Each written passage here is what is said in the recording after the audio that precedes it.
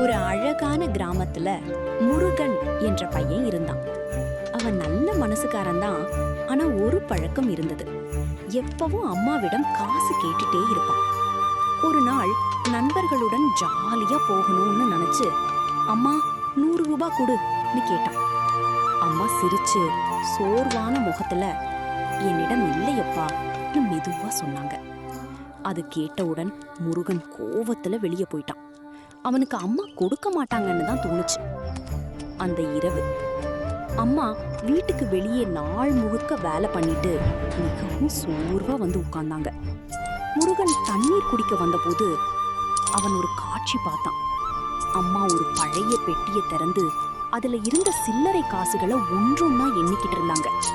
அதெல்லாம் அவங்க நாள் முழுக்க கஷ்டப்பட்டு சேமிச்ச காசு. அந்த காட்சி முருகனோட மனசை கிழிச்சது. அவன் கண்களில் நீர் நிரம்பிச்சு. அடுத்த நாள் காலை முருகன் மெதுவா அம்மாவிடம் வந்தான். அம்மா, எனக்கு காசு வேண்டாம், நீங்க தான் முக்கியம்னு சொல்லி அம்மாவை இறுக்கமா அணைத்துக்கிட்டான். அம்மா கண்களில் சந்தோஷ கண்ணீர். அந்த ஒரு அணைப்பு தான் அவங்களுக்கு உலகமே.